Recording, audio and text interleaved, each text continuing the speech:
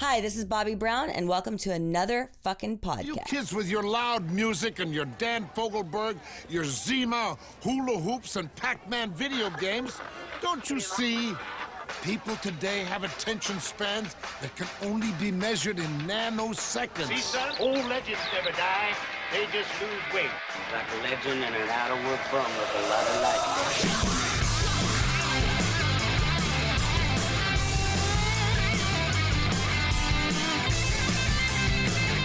Hello, you crazy dead fucker! Party time! Yes, it is party time. Hello, Hollywood. Hello, world. And hello, my loyal minions. It is good to see you, and it's always good to be seen. I am Izzy Presley, and this is Metal Edge Magazine's Another Effin' Podcast. And with me, as always, before I get to Paul Gargano, say hello, Paul Gargano. Hello, Izzy. How are you? Good to see you. This is our first podcast in the new year. Happy New Year. Yeah, Merry fucking New Year. I don't care what Larry David says. We can still say Happy New Year on That's January right. 10th. And for the first time this year, in the words of my close personal friend, Stone Cold Steve Austin, crack one for the working man. Oh, yeah, that's such a beautiful sound. Top of the show, 10-bell salute for Bob Saget. The singer of Budgie died today as well. And I did not know that. And the guy from Woodstock. Well, yes, that was a few days ago. Yeah, that was a few days ago as well. So 10-bell salute for those guys. Great show lined up today. Rather excited. Before we get to our esteemed guests, who you can partially see right now. I think they just robbed a bank. I tell you what, there was nothing like walking into a bank with a mask on and requesting $10,000 and getting it. It was awesome. Monsters of Rock cruise, it's still happening, and Paul and I will be on there, and there will be a live recording of this show on there. If you are a cruiser, or if you're an artist on the cruise and you do want to jam Cheap Trick, hit me up, because I have some spots open for the Cheap Trick Cruiser Jam. One night of not Budokan and one night of Budokan. So hit me up with all of that. So with us today, I'll also be on the Shiprocked cruise. So I'm not doing any jams, but if anyone wants to drink with me, you can find me. Yeah, find Paul. He's you can't miss him. You can't miss him. He'll be the guy dressed like Ringo in Caveman. So very exactly. Yeah, you know the outfit. Yes, exactly. With us, we got a very special show today. Last minute, and happy to have them. The band Klassik 78. They have a brand new record, which is called Phantoms, which is available now. And it's very good. If you are a KISS fan, if you're a KISS fan, like, this is literally the best. This is the best KISS album, and I'm gonna piss them off because I know they think it's the best KISS album since before this, but I think it's the best KISS album since Dynasty. But I like Dynasty. Wow. But still, okay, all right, Paul, I love you, but I don't know. Asylum is fucking awesome. Oh, so. How are we going to do this, guys? Are we going to reveal, or are you guys going to stay masked up through this whole thing, or how do you want to do this? Charlie, I think, Charlie, what do you think? It's not much of a reveal because all their names are in the whatever. Yeah. hold on. Paul, they are on our screen, but on the recorded video, they are not. That is, okay. All right. Besides, these are alias names right here. Yeah, these are the gimmick names. These are the stage That's names. Right. a lot of thought went into these names. That's right. let's do the drummer last. How's that? Let's reveal and do the drummer last. Okay. All right. That's right. good. So who's the drummer? Which one's the drummer? We don't know. We don't know. I guess we're gonna find out. The man with the double platinum covering his face, Gene Simmons style. His name is Tom Higgins. Welcome. Thank Hello, you. Tom. Welcome, good sir. Tom. This is The good. man- And The man with the Macho Man glasses. I'm trying to figure out which gang he's representing with the red bandana versus the black bandana. Yeah. There's Oh boy. If you saw the promo, he is the man with the Leo DiCaprio photoshopped over his head. This is Joe McGinnis. Welcome, good sir. I kind of like McGinnis, this. hello. Standard COVID protocol right here. So Right. Yeah, exactly. Keep the glasses on, brother. You just talk like this all day. I might keep let's keep the glasses on. Keep the glasses on. And of course, you guys also know him from Chris Jericho's band Quarantine. That's right. That's right. Yes. And on drums, ladies and gentlemen, on the drums, returning to the show. You know him from bands like Anthrax. His name is Charlie Benante. Good day, sir. Hey, am I the returning champ? Yes. You are the returning champion. Yes. Awesome. I'm going to keep this on. I would have personally gone with you know him from his phenomenal solo album Silver Linings. Yes. That would have been my just shameless plug. So show's over. Show's over. First, I think Charlie's trying to become like the new Mike Portnoy. How many bands? How many projects can Charlie do? So Charlie, now you weren't originally part of this, correct? I was not. How did this connection happen? Well, Charlie. Charlie, do you want to go, or No, you go. You can tell the story. So basically, we did this in 2017. Joe and my buddy Rory, who was, I grew up with Rory. We've been best friends for like almost 40 years. Great drummer and huge Kiss fan. So Joe and Rory and I put this together. We reached out to Joe, found out that he sounded just like Paul, and then basically wanted to see if we could make music that sounded like 70s Kiss. And it was around the time of Sonic Boom, when they were saying, "Oh, that record's going to be like a return to the '70s," and I was just kind of thinking on my own, "Wow, I've been a Kiss fan my whole life. I know that those licks inside and out, the live and live too." Yeah. And it never occurred to me to ever, write a Kiss song. Just where would I begin? So I was just messing around at home and demoing some stuff and for fun. And then I was playing it for friends, and they were like, "Was that a demo?" And I'm like, "No." And I told them what it was. Then I was thinking, we could probably record some of this stuff, find someone who can sing like Paul, and someone who can fill in the blanks, and we get a Paul, a Gene voice, and we need a Peter voice, and just for the hell of it, we put it together. We worked really hard on it, and we released it, and people liked it, and then they liked it enough where we did a second one. And as soon as the first one came out, Charlie kind of posting stuff online about letting people know about it and reaching out to us and letting us know, "Hey guys, I really like this." And the Anthrax is on the road, and they're doing meet and greets, and Charlie's talking about the Klassik '78 album to the people. So I would play it too for people. Yeah, and nice. He would share that with Joe and I and online and whatever. So he was always a big supporter, throughout the thing. And then after we did the second one, which was at the end of 2017, Rory and I have been in bands for like 10 years, and I'm kind of like the coach and the guy booking the thing or managing the thing, and doing all the stuff that nobody likes to do. I had to, I wanted to get a thing done, so I would do those things, and then I was doing it for like 10 years. You play, you're the production manager, you're the tour manager, you're the business guy, all that stuff. And then when it comes to the music stuff, I would kind of be like the musical director. Everybody would have their say, but if I was like, I don't know, I think we should let that one pass, that type of thing.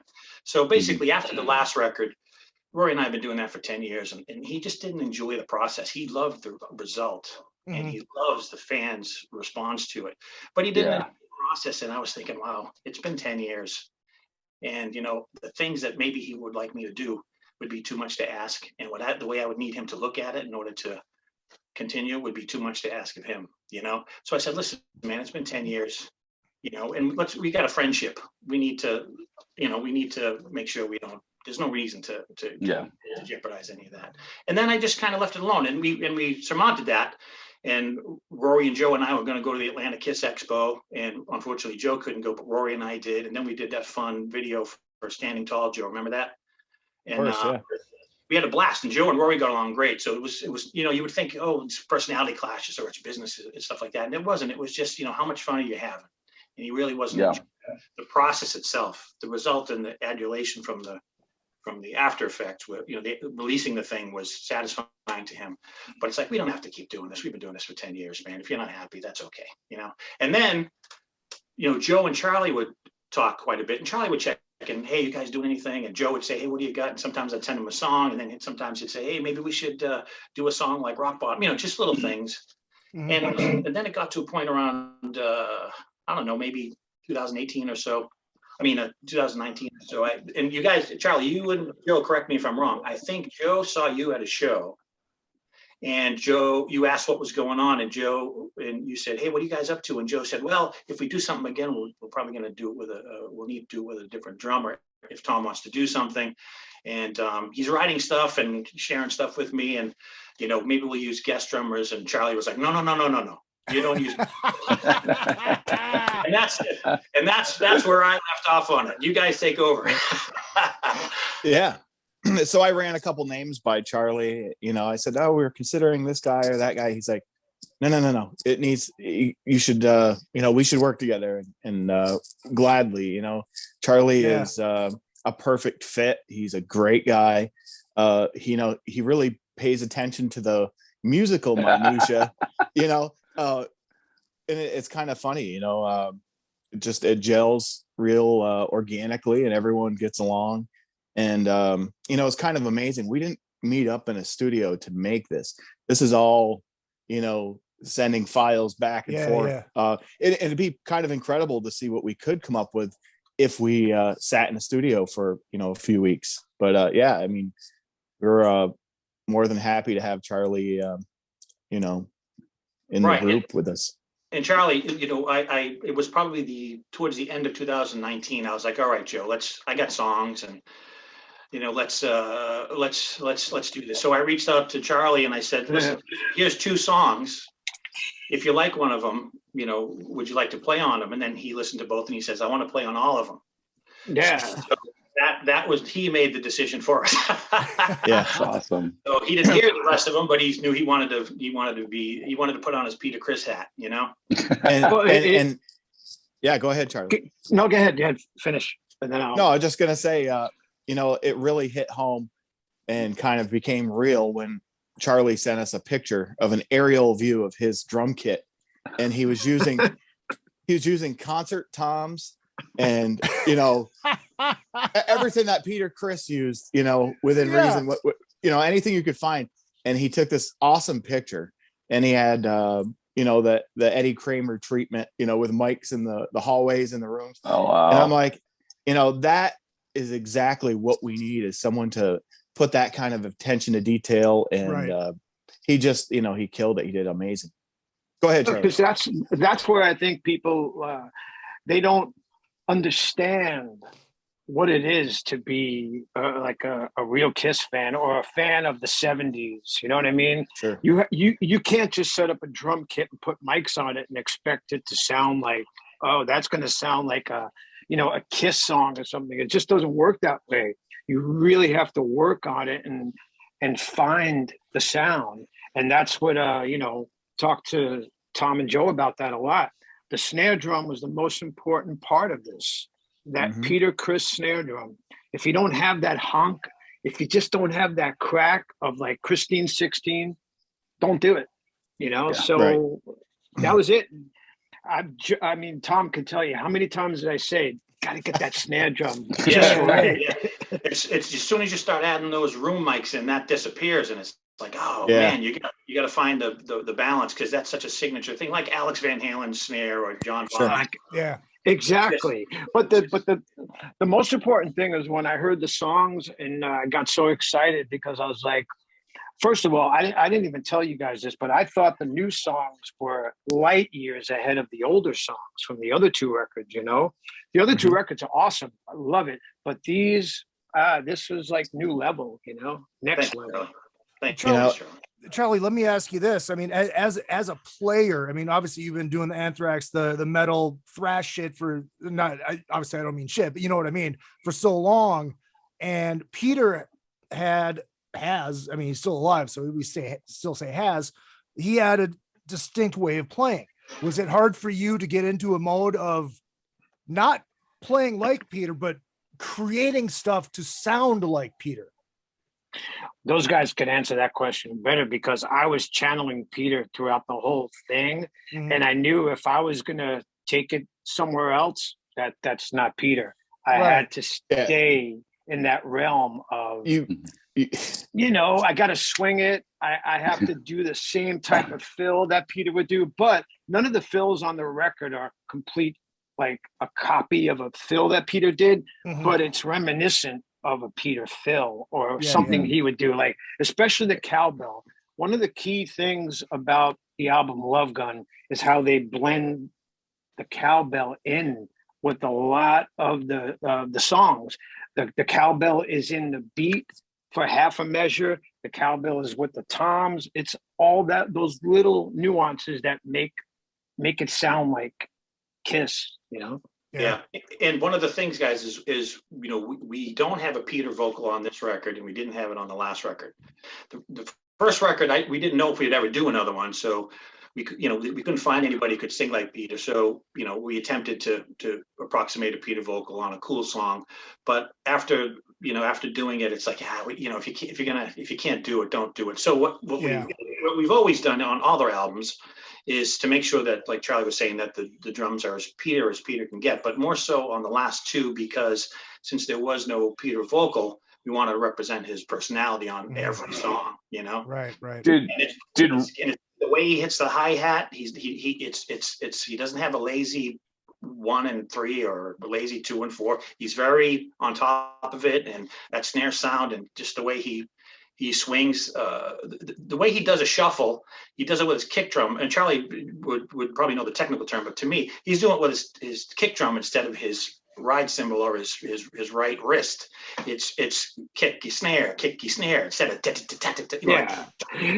it's a different. If you listen to the studio version of Rock and Roll All Night compared to the live version, Peter totally dresses it up, and he swings it more on the live version with the ride cymbal. And there's a song called Fever Dream where I took that type of beat or that type of part and applied it to that song, so it rocks that part out, you know. It's totally Peter, you know. Yeah, it's the swing, it's the shuffle, it's the crack of the snare. It's great stuff, great parts too. Like he's like Dressed to Kill. He's just playing. Nobody wrote anything. He's just playing. Right. Destroyer. It's written parts. And and Ezrin would have replaced him in a second if he didn't.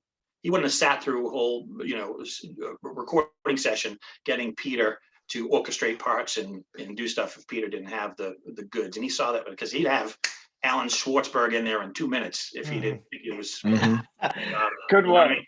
Yeah, Alan Schwartzberg. Yeah, so it's the guy has a swing and he's got a style, and it's the personality of it is what it's all about, you know. Sure. Whoa, Izzy, we just got a flash from Don't worry, it was just my ab. That's what an ab looks like. Yeah, it goes well with my doughy physique. Doughy. So what did on the first album when you had the Peter song, did Rory sing? No, I gave it a shot, and I gave it a Peter shot. Okay. I approximated some cool stuff in there, but it's stuff that I couldn't do through a whole song, and it just it didn't fly with me afterwards. But it bothered me more when I knew we were going to do a second record. So I'm like, still can't find anybody, and I don't want to give a half-baked deal, you know. So you do, if I'm not mistaken, you do the Gene and the Ace vocal stylings, right? And Joe does the Paul. Joe, you're Paul. That's me. I wear that hat sometimes. Yeah. So. Yeah. Awesome. Does Jared, Charlie, you can't sing. You can't do a little Peter. I won't. You won't. I was so hoping. I was so hoping he sang, Joe. When we I know. Trust me. That's the hardest still think thing. I still think he's holding out on us because you can hear it in Charlie's voice. He has that little bit of rasp. I'm thinking he probably has it in there. It's just waiting to come out. It's just waiting to come out. It's waiting to be pulled. Right. Yes. Album number But, 4. a funny thing is, Yes. Joe and Tom, they were on the Silver Linings, of course. Yeah. And the first song, Mr. Speed, people thought that we were just miming it. And it's like, no. This is done, recreated. They thought it was the real song. We just did a video to it. And I was like, no, that's not what it was. Yeah, the YouTube comments were hilarious. Every single one. Hilarious. Why would they waste their time? Why wouldn't they just re-record it? I'm thinking, Yeah, That's amazing. Well, So Joe, what songs were you guys on Silver Linings, out of curiosity? Mr. Speed and All the Way. All the Way. nice. All the Way is so awesome too. Yeah. Such a great song. That was a funny one. That was a funny one because Charlie had sent it to me and said, "Hey, do you mind putting some backing vocals on this?" Back is blank, so I know he wants me to take a crack at it. Right.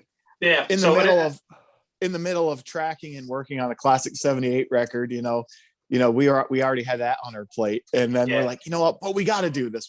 Why? Yeah. Just because we just need to. It's Right. great song. It was so good, dude. I mean, it's like, and the lead that you did too for All the Ways. That was a tough on. one, man. I tell you, Ace is super underrated. God, in his early days, he truly was. He was firing on all cylinders, and some of the stuff he came up with, like 100,000 Years, some of those riffs are just like insane. And people overlook obviously them a lot because of the makeup, but Ace is absolutely one of my favorite guitar players, and I think he's responsible for so many guitar players picking up a guitar. That how can you deny that? And all you have to do is listen to those first 5, 6, 7 records. His playing on the live, if we're just going to take out one thing, if you take that live album and you take Ace's playing, Ace is the star. He just shines all over that record. But you're right. But the thing that made Ace, I think, to us, of course, so great was that his solos were just memorable, and you could sing them too. Yes. There's so many of his solos you could just hum and just like, especially the one in Ladies Room. That's just so memorable to me. It's just. But anyway, I digress. No, you're right. But so Charlie obviously did all the drumming, and what was good is that he would, on some of the tracks, he would just bang out like a one take of what he wanted to present, and then other songs he would do 2 takes, completely different or slightly different, so we'd have options. One might have a quarter note snare groove, and the other one's got a more of a swing groove or whatever it is. So it was all within the confines of what we were trying to do. So we had plenty to work with, but some of them right out of the gate, just here's the one. I don't need to do another one. This is the one.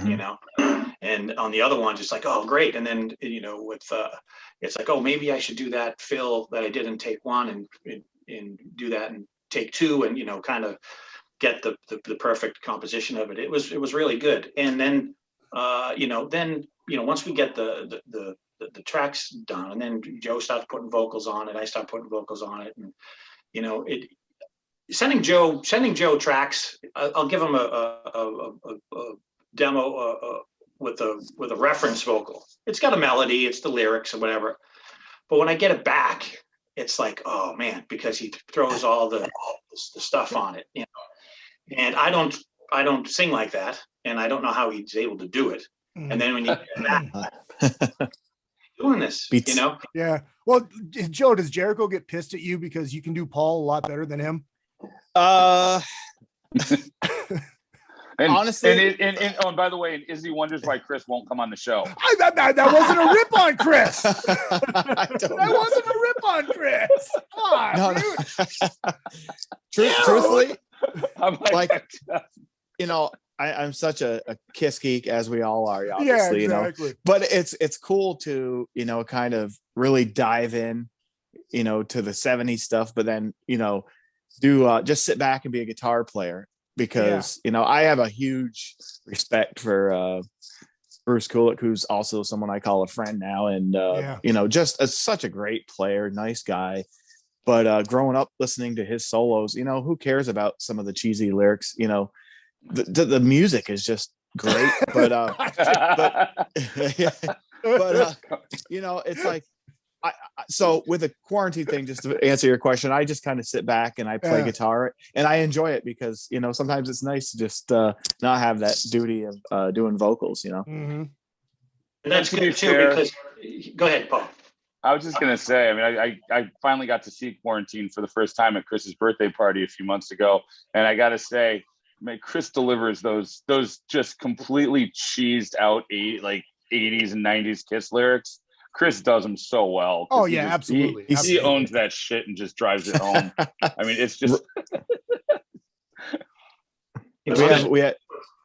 Oh, go ahead, Joe. I'm sorry. No, it's just funny, whatever he does, he puts 110%. Oh, he's got the robe, but he just does. He goes full fledged, and that's something I also respect. It's like he doesn't hold back, and it's a great personality trait. What I was curious, like as far as like recording goes, are you guys like using Kempers to replicate the tones, or are you getting the actual gear? We use Pearl drums, that's right, guitars, because we want the best. That's right. That's right. Everything was recorded at Electric Lady. We did it all separately there, but it was all recorded there. Yeah, we couldn't get Eddie Kramer, so we got his illegitimate cousin Freddie Kramer.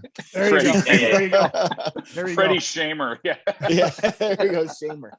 It's the guitar tones. I have this beat up crate practice amp, and it's just got a certain gain to it, and then I use my wireless pack. It puts a nice little compression on it, and I found that out from using a wireless pack, at a live show that has nothing to do with this, but as the compression it puts on it, I was like, this is kind of like a rock and roll overtone when you clean it up a little bit, and the more you dig in, the more grit you get to it.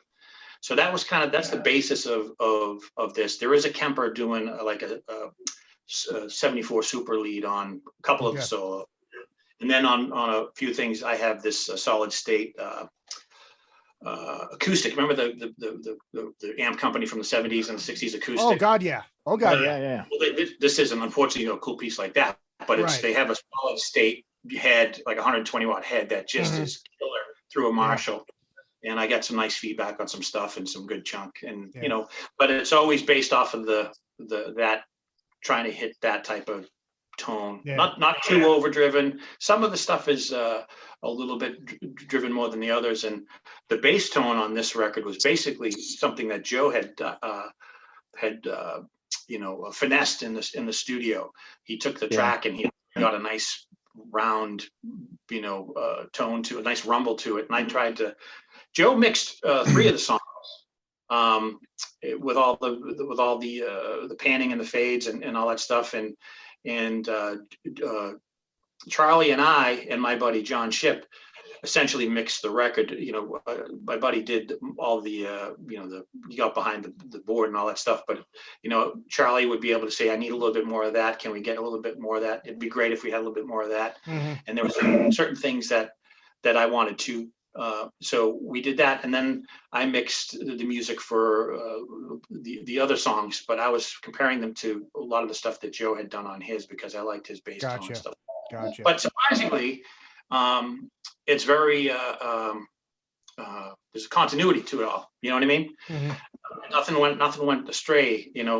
So it's cool, and mainly it's the guitar tones and the drums.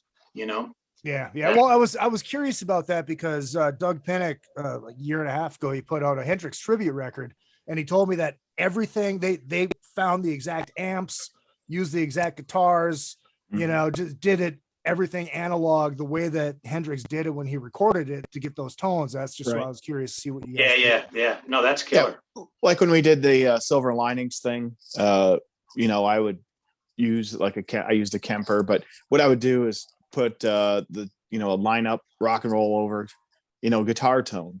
And I would literally record mine, and I'd put tape saturation, analog. I would do everything to try to replicate, and same thing with the bass tone for the Klassik 78 songs that I worked on. There's something really badass about Gene's early bass tones. They're just so gritty and weird. It's just, that grabber. Yes. Yeah. And that's kind of what we tried to replicate. I'd kind of line it up and listen to it over and over and set the EQ, and then I'd put tape saturation on it and a little bit of tape distortion. So, just the geeky stuff like that makes it tick, Yeah. Well, and it was funny because I did my run at Guitar Center like every musician does. And that was when those 5-watt Epiphone amps were coming out. And we plugged one of those into a 412 and ran it wide open with the Les Paul. It sounded like it was the Hotter Than Hell tone. It's like, holy fuck, out of that. Yeah. Great. Yeah. It's pretty incredible. But go ahead. Yep. No, go finish. No, I was just going to say, as far as the drum stuff, I wasn't there when Charlie recorded it, obviously, but he sent me a picture. But Charlie, you could tell him a little bit about that for the drum geeks out there as far as gear you use. That's what I was going to actually ask. Like, how long it took you to actually get everything dialed in to where, all right, I'm ready to record now. Because if you were only sending go ahead, finish, Paul. I was gonna say, if you're sending a couple takes, I mean, were you doing like 20 different takes and sending them too, or were you trial and error as you went along, or did you get everything dialed in first? We dialed it all in first, and then because the first batch of songs, there was like 4 or 5 for the first ones, right? 4. Mm-hmm. 4, and then and then I wanted to make sure everybody was happy with those, and then we went ahead and did the rest of them. But I wanted to sound like a 70s, record basically. Yeah. So I took the bottom heads off like Peter did, and the snare drum, like I said, was the most important part. So I put a really thin head on the top, just to get that boing bounce and that honk out of it. And we mic'd it from different places, and just use minimal microphones. Didn't mic up everything, just used a few mics and just blended it. And that's how we went about it. Wow. And it was awesome. Just playing it, and I transported myself back to that time. Either one day I was channeling like Rock and Roll Over, then another day I was like on Paul's solo album, Yeah. And then Ace's solo album. So it was Peter with a side of Anton. That's the way I kind of went about it. Awesome, nice. A side of Anton. It was good too, because I think Charlie Peter with a side of fig. Charlie listened to the songs for maybe 4 weeks, and then he cut 4 in 5 days, and then he took a break because he had to set up for another session, different kit and everything. Yeah, and then he banged out the other 4, and like maybe a week or 2 later, and less than a week. So he had already knew what he was gonna go for in his head way before he hit record, I think. So I mean, Charlie, I always heard stories about when Rock and Roll Over was recorded. It was in Nanuet in New York, and they did it in a theater. And that drum sound is just really, it's so specific to that Rock and Roll Over sound that there's not another drum sound on any other Kiss record that sounds like that record. It's just so identifiable. When you hear it, it's like, oh my God, that's it. Like that snare drum in Dr. Love, blah, blah. It's beautiful. So that's how I approached it. Like each song was from a different record. Like What You're Gonna Do, that was the one that always reminded me of side 4 of Alive 2. So that was in my head. So it had to be like that, Show Me Your Love, Love Gun. You know, it sounded like the Love Gun album. So that's how I approached each song. It was good too. Go ahead, Paul. So the next Anthrax record, we're gonna have the drumming is gonna be like 70s Kiss. That's gonna be the theme running through the record. Yeah. It was good because he had a on one of that song, What You Gonna Do, it's got like a larger than life type of vibe to it. It's got a watching you type of vibe to it. It's got a she type of vibe to it. And I was leaning towards the she side of things, and he was leaning towards the larger than life side of things. And in order to get one, you might lose a little bit what I want. In order to get what I want, you might lose a little bit. And then he kept communicating about it as we were going on. And just in the 11th hour, he says, I really think we should. And then I figured out how to do it without losing the stuff he wanted and the stuff I wanted on the snare. And it came out freaking great, you know. That's awesome. He hung on to it just because he's like, there's got to be a way, you know. It wasn't a lot of talk about it. It was just, let's take a look. Well, because each song has its own character, you know. It's like each song it should sound like the song. It shouldn't sound like the song that just finished, you know. Yeah. That's the way I always heard them. So that's why this song had to have Shaker in it, because it was different than that song, you know. Just little nuances that make you go back and listen to it again and again and again, you know. So that was my whole thing. Yeah. Charlie said that he was channeling Peter. Like for Tom and Joe, you guys, do you go into this going, okay, I'm gonna play like Gene would, or are you playing this going, this is what I'm playing? I'm playing something that, are you writing something like you would write it, or are you trying in your head to channel what Gene or Ace would do? Yeah, trying to do what they would. Okay. What would they play? What would they sing? And what would it sound like? You know. Yeah. And it had to be good. It wasn't just he would say this, so let's just build a song around it. Everything, the riff and the vocal melody and the nuances. Which is why Joe does for this. Like, obviously with Quarantine, Joe is the guitar god. You know, he's got chops that I can't even get same building with, right? And in this band, I do the leads, right? Yeah. So, which is good for that he's in quarantine because he gets to really lay it out there. But what he all the rhythms and all the leads he could easily do. It just logistically it kind of makes sense, and he's got a lot on his plate with sessions and other projects. Mm-hmm. But what he brings to the table vocally is extremely important, and even like the intro to the first song is like an acoustic bit with a vocal, kind of like Tonight You Belong to Me intro. And that was Joe's idea to do an acoustic intro on one of the songs, and we hadn't done it. And that was the one that we did. I gave him a loose sketch of using the chorus of the song as an intro. I didn't pluck the chords. I didn't pick a note. I just hit a root and sang the chorus melody. That was already established in the electric part of the song. And he could have gone Rock Bottom. He could have gone I Want You with it. He could have gone Black Diamond. He could have done Tonight You Belong to Me. And when he gave me that Tonight You Belong, all the acoustic layers and the vocal stack, and it was just goosebump city, man. It was crazy, you know. I think there's about eight guitar tracks in that, and that acoustic intro alone. We had to record it separate, so that intro was just its own recording session. You know, it was 8 guitars, 12-string guitar doubled, and then just trying to make it sound like the opening track to Paul's solo album, or something like that. Yeah, it's pretty cool. So he gets to not being the lead guitar on the recording side of things, he gets to contribute. He put some low vocals on What You're Gonna Do. He's playing the first solo and the first half of the solo and Show Me Your Love. We're singing a couple. We're doing. This is a good one. And I won't capitalize on the rest of this, but I just want to get this out. There's a song called Queen of Hearts where I was thinking Paul Stanley solo album. Charlie jumped on it right away. Joe jumped on it right away. And then early on, after we had established the tune, Joe had said, what if we do like a Lover All I Can thing on this vocally, and then maybe even add cowbell? And I was like, I'm kind of thinking more Paul Stanley solo album, right?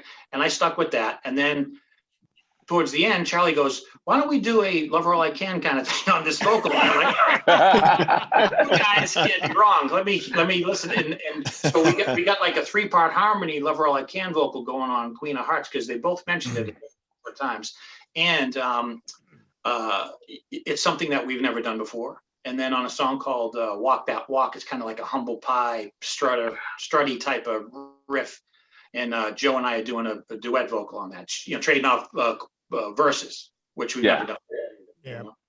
So, just really quick, going to the chat room, Sledgehammer and Lori from Australia have been here the whole time. Somebody named Chris, I'm assuming a first time, long time.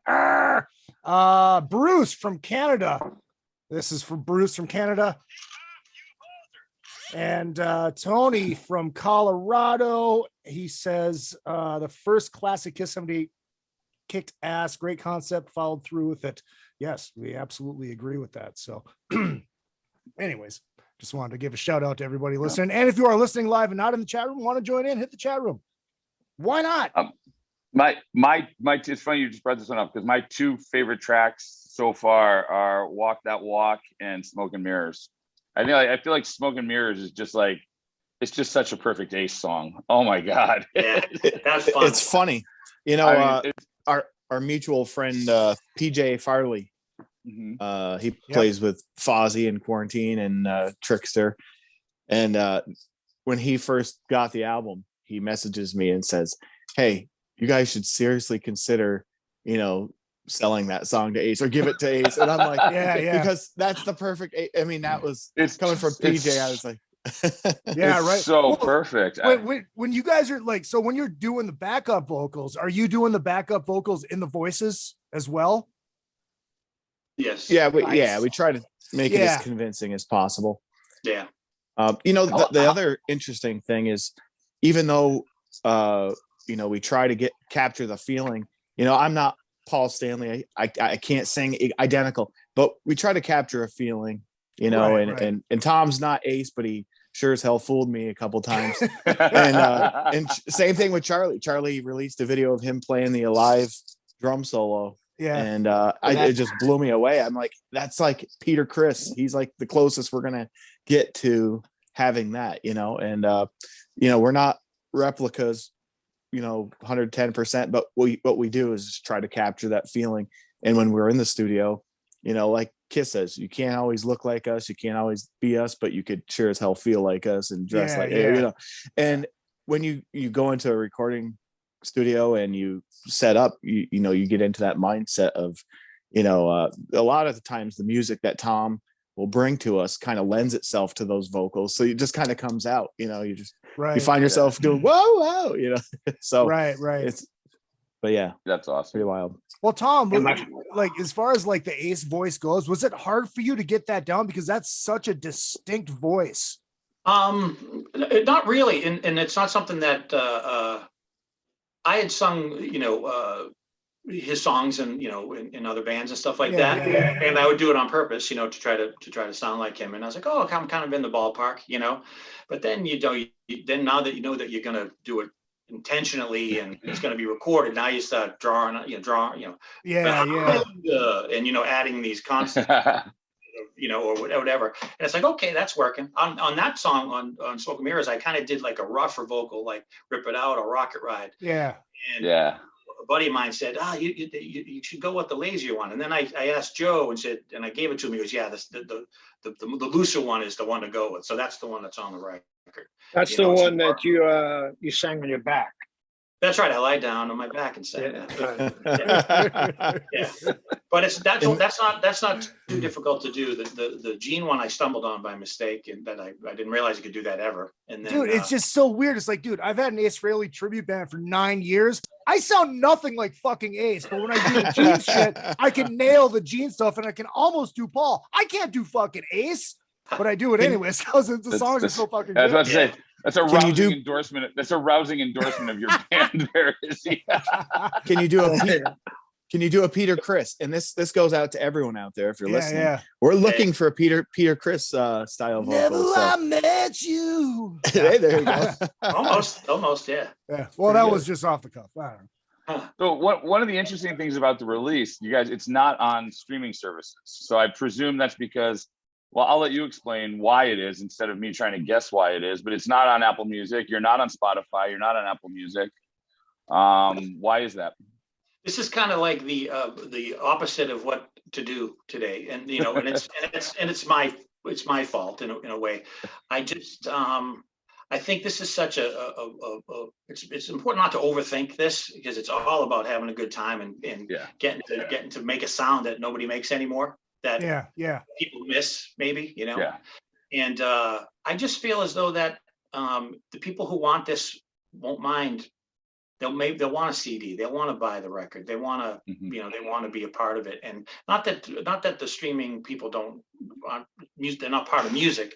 Right. I just felt as though that, it's, I just didn't want to do that. I just felt as though that, the people who were looking for it, or people who want it will come and get it. And that's just something that I wanted to do, even just for us, I did. Yeah. Trust me. I don't want,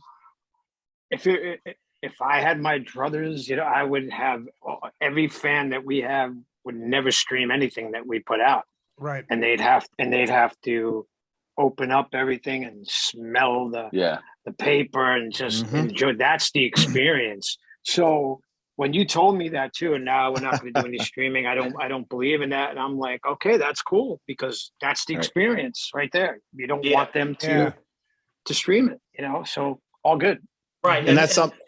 And that's something that's just something we wholeheartedly agree on. We all say, okay, you work hard on something, and to, basically have it be disposable and not mean anything is kind of an insult to any musician, honestly. And and unfortunately, that's the way the music business is these days. And there's so many hardworking musicians that, and people just kind of, it's disposable. You listen to it, it's gone.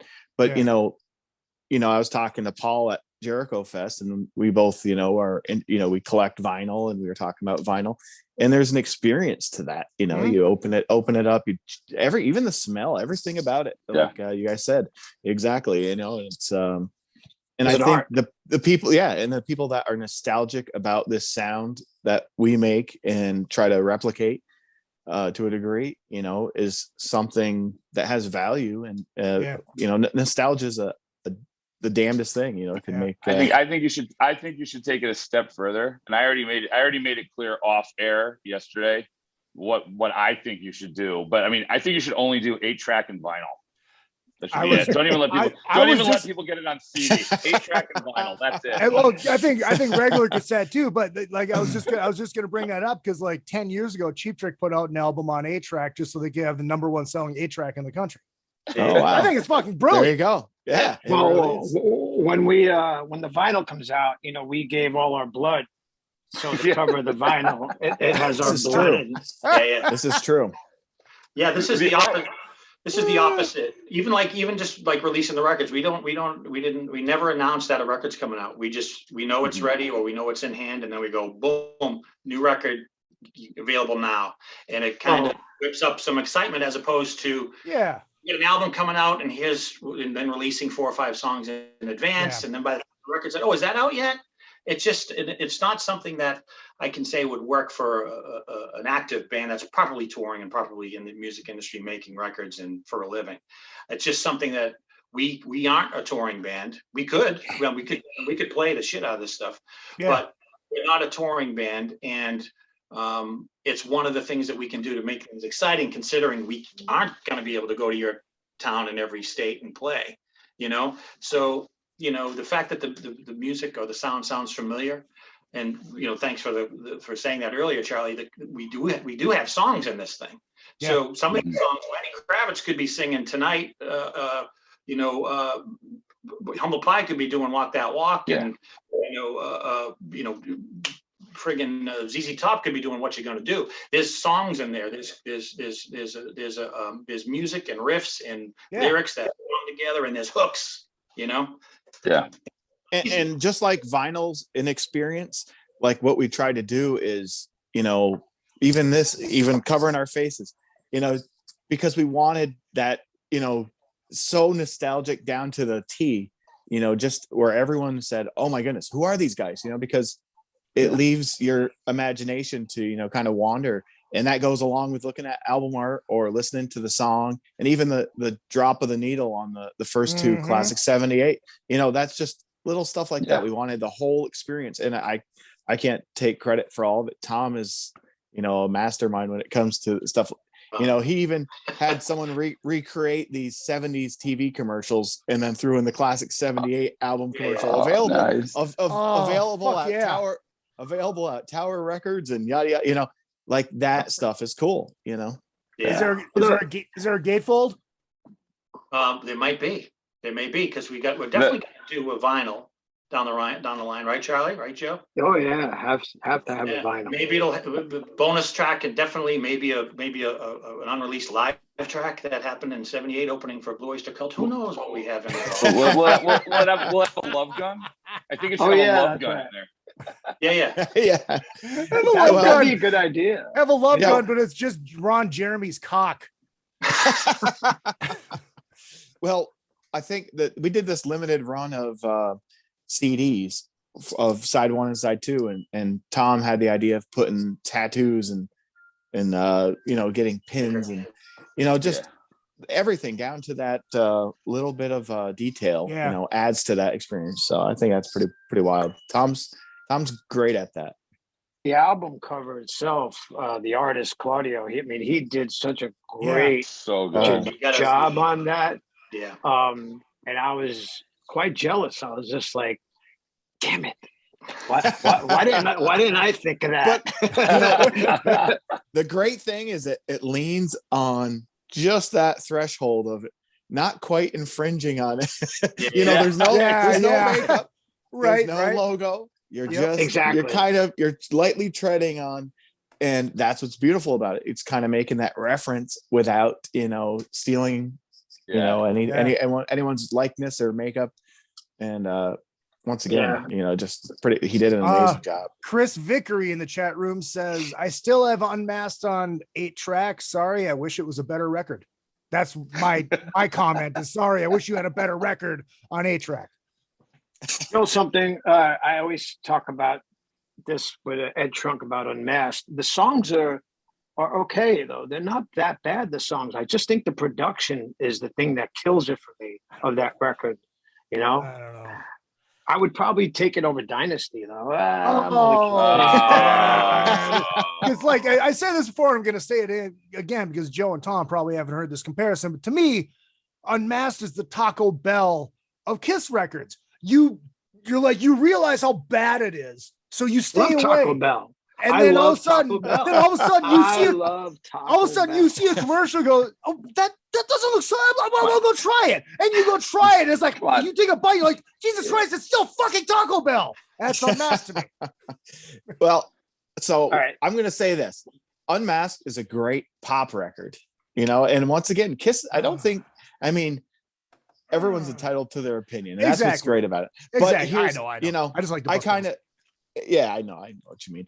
But like some people say, everyone's entitled to their own opinion except for Izzy. That's right. Yeah, there you go. He's lost the right to his own some opinion. Some people say, well, everything they put out you like. Well, that's not true. I didn't like Monster. I didn't like Sonic Boom. You know, I haven't liked a Kiss record since probably Unplugged. As far as what they've released, you know, Unplugged was brilliant, but you know, I don't like everything, you know. But Unmasked this isn't 3 sides of the coin. You don't have to pretend to like everything.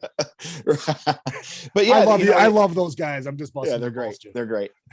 But yeah, I mean, Unmasked, you know, Dynasty, they're both great albums. I mean, but you know, it depends on who's listening, you know, and what they think. But personally, Anton Fig, anything he touches with Paul and Gene, it's a recipe for awesomeness in my book. But like I said, Charlie may think different, but that's okay. No. I guess my thing about Unmasked is like I really like the 2 Paul songs, and I'm not talking Shandy. I like it. I like Is That You and Tomorrow. I always thought they were really good songs that Paul sang. What about Easy As It Seems? I love that song. Yeah, that's okay too, but it's not. I think okay too. It's okay. It's not as. But I think those songs are better than the Dynasty songs. I didn't everybody knows this. I did not like I Was Made for Loving You. Don't like that song. What about Charisma though? How do you feel about that? Love it. Love it. Love it. Me too. I think that's my favorite track on if that track had the sound of Rock and Roll Over. Yeah. Oh yeah. I agree. Classic. I love the fact that you have a song called Rock and Roll Over on this album. Yeah, that was I had that for the first like making the first album, like I had the riff and the chorus, and I'm like, that's a little too on the nose. But there was another song called Rock and Roll You on the first record, so I'm like, well, we're gonna go with that. But I thought,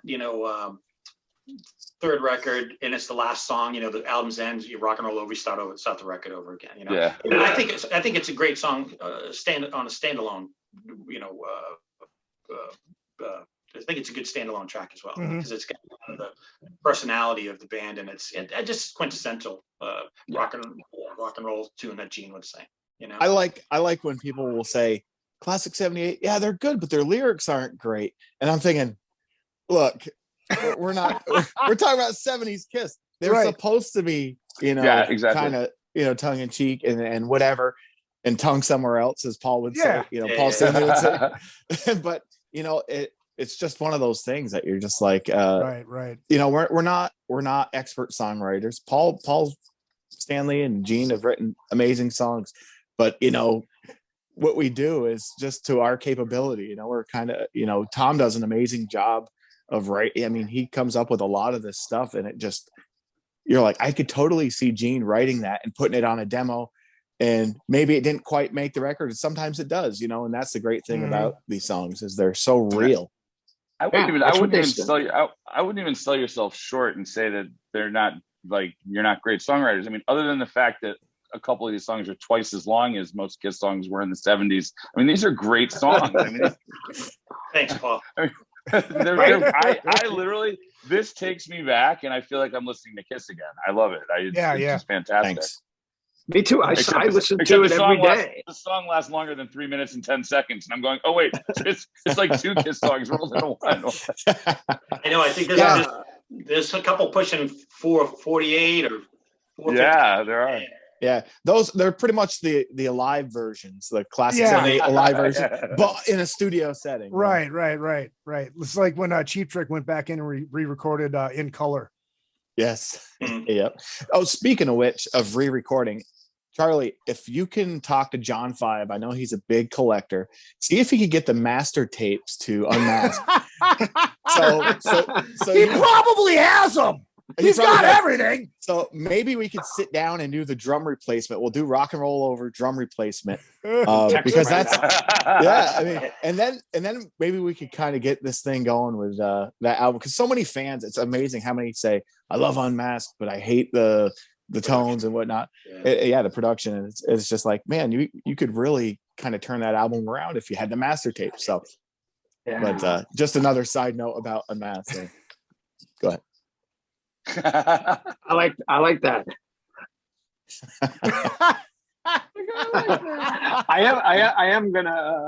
I'm gonna ask John about that. Do you have the master reels of Unmasked? No, you were talking about the album artwork. Did you give him an idea of what you wanted, or did he just come with that on his own? Was that just? I mean, it was definitely a collaboration. I had the idea. I had a loose idea, very clunky. I can't do what that guy does, or anybody who does that. Yeah. I don't know if that. But I had the idea about having the instruments on on the mountaintop, or whatever you want to call it. Maybe a flag like the bicentennial, or the Iwo Jima thing where the guys are holding up the flag, that type of thing, So, just something, something along those lines. And he picked up on that right away, and he was like, "Yeah, fantasy art. We'll do the Ken Kelly thing." And then we went back and forth. He wanted to do some things that I was kind of a little tepid about, and then I wanted to do some things. I was like, I think we should put a rose two roses on the ground in front of the Paul's guitar, and then put one in the strings. He goes, I think we should just go with one. So we go with one. Or it's like, well, I think I think we should I think we should have the roller coaster up front instead of in the back, or vice versa. Just all the same, talking the same stuff, but in proportion. He knows what the hell he's doing. So short of getting too close to the bone, like having a giant 3 on the Drum or something like that. We can't do that. That's a little too close for me. Not that it's copyrighted, but that's right. Right. And just stuff like that. So little tips of the hat, and it was. I think the roller coaster really. He had definite ideas of what he wanted to do, and he put extra love into it. It was really good. Yeah. The roller coaster really kind of sells it in my eyes. It's cool to have, but you have that in the background. It just kind of gives you that little bit of, whatever to the Phantom of the Park. Just kind of Phantom. Exactly. The name of the album is Phantom. Did you know the album was going to be called Phantoms going in, or did that come after the fact? That was going in. That was like end of 2018. So you knew that? Okay. Yeah. And remember, you sent me a different cover like 2 years ago, maybe. Yeah. Which I thought was cool too, but this, of course, that's it. That's the cover. Yeah. So there is an alternate cover out there, but this one definitely. So I think you could sell this as a poster. It's just something that you have in a So the alternate cover, that'll be the Japanese or German release. Yes. That's right, but the S's will have to be different. Yes, S's were different. Yes. Claudio Bergaman is the artist name. He's really great, and he's a major Kiss fan. He's a talented dude, and at some point he probably will have those available because he really put his heart and soul into that. It just on the first two records kind of threw something up real quick artwork wise because the music is the logo, the music is the calling cards. Yeah.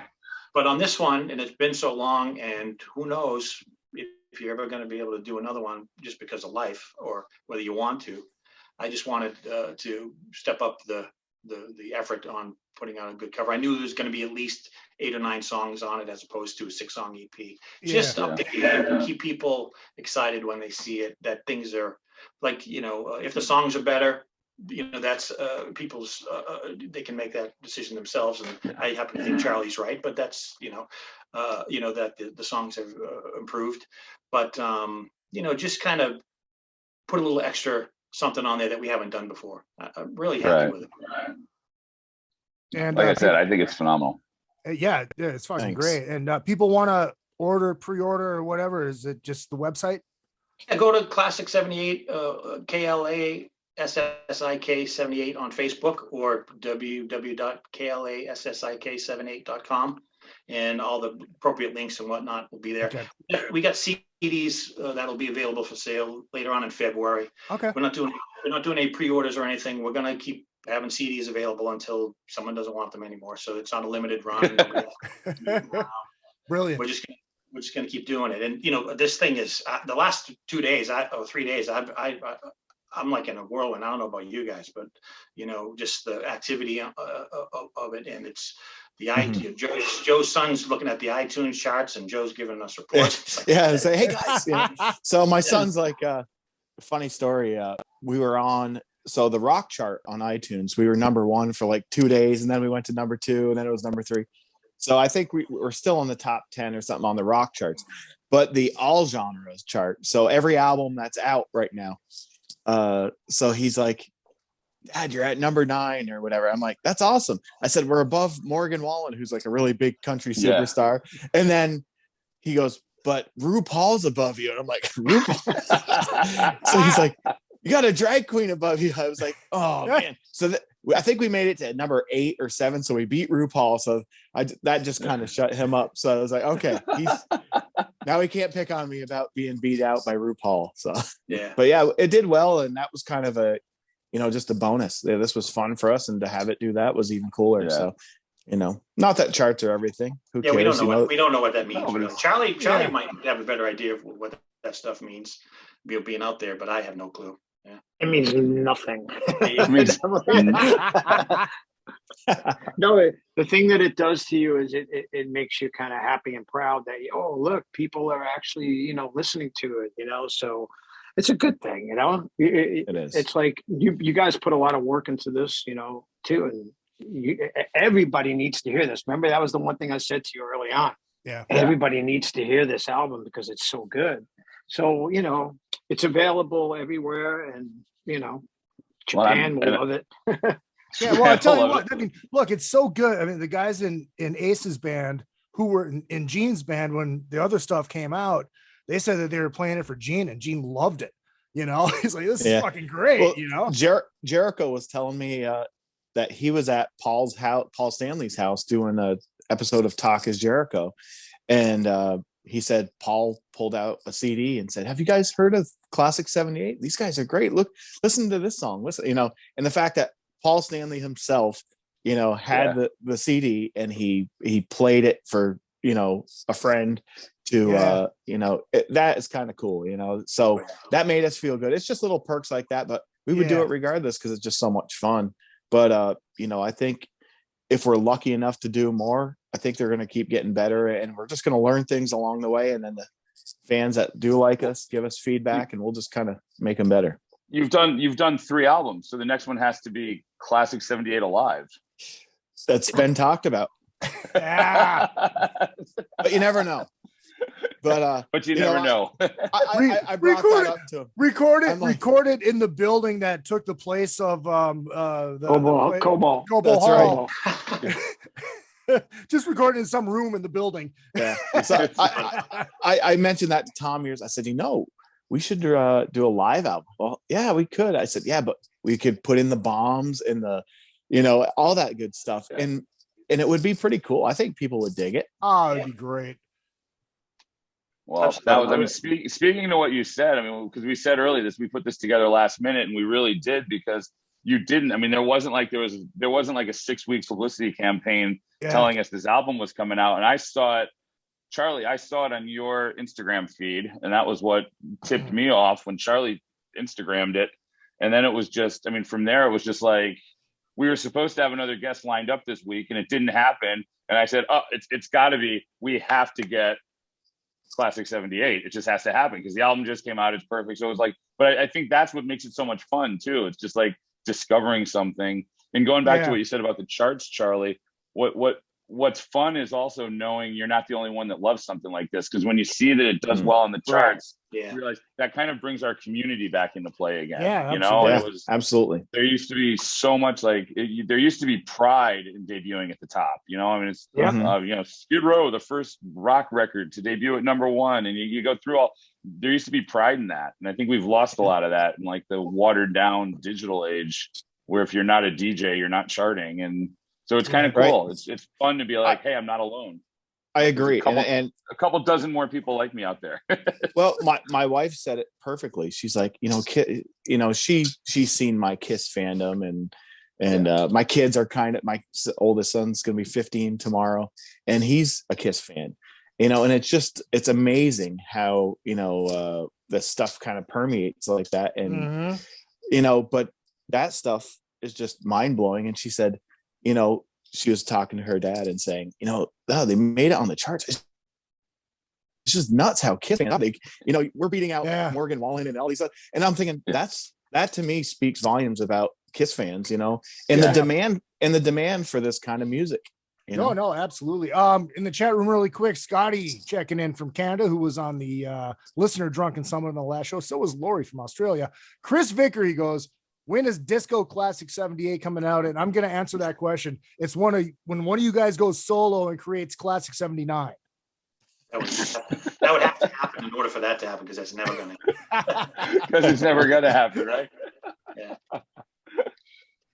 That's awesome. That's awesome. Just Disco 79. I think that would just be a completely different cover band. Yeah. Well, right. One quick plug here, and I'm not sure. I'm sure you guys might have heard of the band Lordy before. They were managed by Bill Aucoin also. Yep. Tom and I did our Paul and Gene style vocals on their new box set. Called Lord Diversity. So Mr. Lordy is also a ginormous Kiss fan, and he had you know, kind of the same kind of writing style as Tom. You know, a lot of those classic 70s rock, you know, riffs, and he called us up, and we were lucky enough to work with him on it. It was a lot of fun. But if anyone gets a chance, check out the new Lordy record, because you might hear some and I can't do his Gene like he can. You might hear some little tidbits like that in the background. So Yeah. just wanted to plug You better those watch guys, your, you better watch your step, or Gene and Paul might have you singing their Gene and Pauls pretty soon. Yeah, right.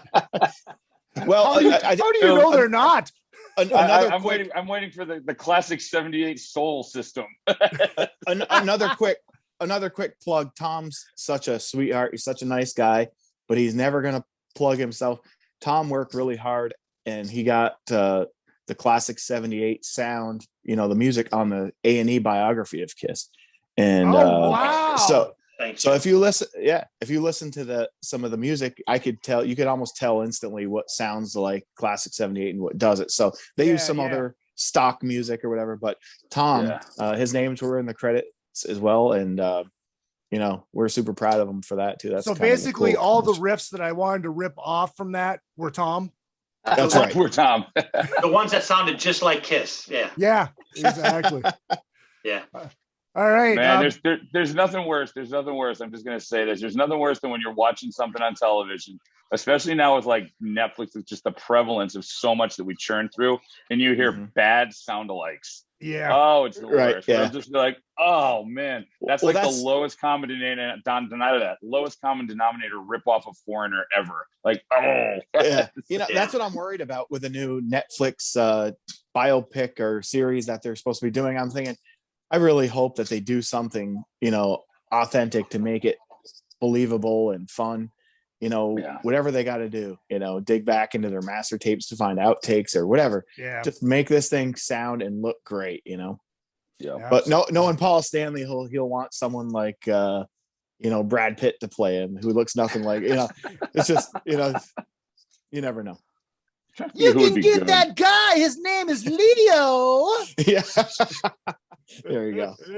All right. I'm going to hit the outro music. Anything left to plug? Charlie, you got anything to Anthrax related to get out right now, or nope? Go. If you haven't checked it out, I'll plug for Charlie. If you haven't checked it out yet, Silver Linings. Go check it out. I'm plugging for Charlie. I'm just plugging for you're plugging too. I'm plugging too for Charlie. There you go. I finally finished my top 10 of 2021, and spoiler alert, Charlie's record's in it. Wow, awesome. Yeah, nice. Good job, Charlie. Thank you for that. Amazing. All right, awesome. Just really quick, Bruce says could be worse, be like a bad Sebastian Bach impression. We heard that earlier. We don't need to hear it again. Dude, we don't need to hear it again. But yet we had to. Dude. Make sure if you guys are watching on YouTube right now, if you want to get into the show, Spreaker.com/user/Izzy Presley. Hit that follow button and you can get notified every single time we go live. If you're listening live, you can watch us later on YouTube. That fucking simple. It's not quantum physics, folks. On behalf of Paul Gargano. Because if it was, Izzy wouldn't be able to figure it out. No, exactly. On behalf of Paul Gargano from Metal Edge Magazine, you can catch us together on the Monsters of Rock Cruise doing this show live via Memorex at least once, for sure. Make sure you guys hit up all the social media at Real Izzy Presley all the way across board, Twitter, Instagram, Facebook, and of course the show page is Another Effing Podcast for now. And you can find Paul at Paul Gargano and on Instagram Metal Edge, and the Twitter is Metal Edge Mag, and the website is metaledgemag.com. My name is Izzy Presley. We'll see you guys next time. And oh shit, before we go, after this ends, we are going to hear 17 seconds of Fever from Klassik 78. We'll see you guys next week on a Metal Edge Magazine's Another Fucking Podcast. Am I in heaven or hell? Should stop me in